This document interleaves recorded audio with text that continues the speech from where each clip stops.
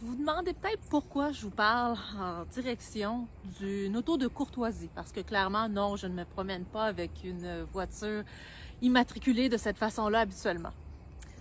Pour ceux qui me connaissent déjà un petit peu, vous avez peut-être déjà vu une vidéo passer sur le fait que je conduis une grande caravane, moi, dans la vie. Que voulez-vous? C'est comme ça.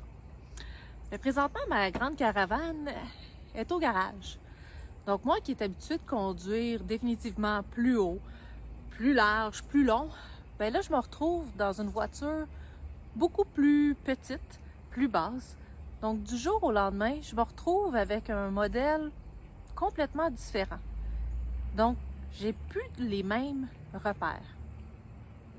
Pourquoi je vous parle de ça en ce moment? La raison est bien simple. Lorsqu'il est question de chirurgie bariatrique, on le sait. Et à quelque part, on souhaite perdre du poids. Mais du jour au lendemain, bien souvent, cette perte de poids-là peut se faire tellement rapidement que c'est possible qu'on ne se reconnaisse plus dans notre propre corps. Voir des photos de nous et pas penser que c'est réellement nous. Et là, du jour au lendemain, on a l'impression que notre tête et notre corps sont complètement déconnectés. Donc oui, il y a des façons de faire en sorte que, comme on dit, la tête suive le corps.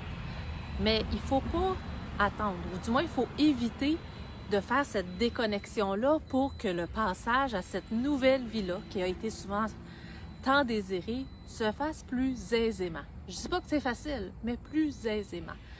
Pour éviter qu'il y ait ce qu'on appelle une forme de distorsion de l'image corporelle, où est-ce qu'on ne se reconnaît tout simplement plus, comme avec ma grande caravane, qui du jour au lendemain devient tout petite.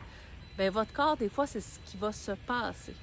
Alors, je trouvais ça important d'adresser le sujet justement de la distorsion de l'image, parce que autant la relation à la nourriture est importante, mais l'image corporelle, au-delà de l'esthétisme pur et dur, d'être capable de se reconnaître dans son propre corps fait partie des changements à adresser. N'oubliez pas d'aller faire mettre vos pneus d'hiver.